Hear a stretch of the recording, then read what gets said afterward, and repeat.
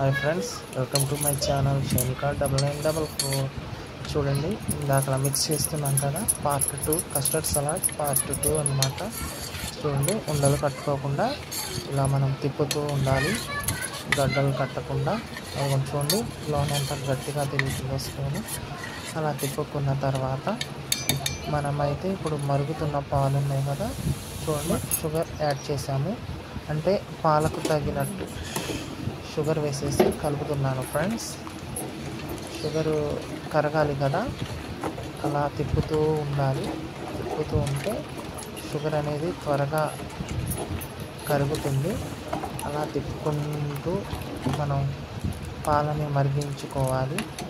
ఆ మరుగుతూ ఉన్న పాలని తిప్పుతూ ఉండాలి. అంటే పొంగొస్తుంది కదా, పంచదార కూడా కరగాలి. షుగర్ వేసుకున్నాం కదా, కస్టర్డ్ పౌడర్ పాలు తిప్పుతూ ఉంటే వాటర్ అయితే వేసుకుంటున్నాము. చూసారా, ఇప్పుడు కస్టర్డ్ పౌడర్ మనం కలుపుకున్నాం కదా, అలా కలుపుతూ ఉండలు కట్టకుండా మనం ఒక చేతితో తిప్పుతూ ఒక చేతితో పోస్తూ ఉండాలి.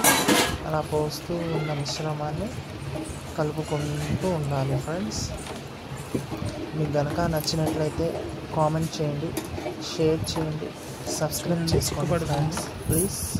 ఇదిగోండి చూడండి, ఇప్పుడైతే చిక్కబడింది కదా, చూడండి, ఇందాక పాలు పలుచగా ఉన్నాయి. ఇప్పుడు పౌడర్ వేసుకున్నప్పుడు కొంచెం చిక్కగా ఉన్నాయి.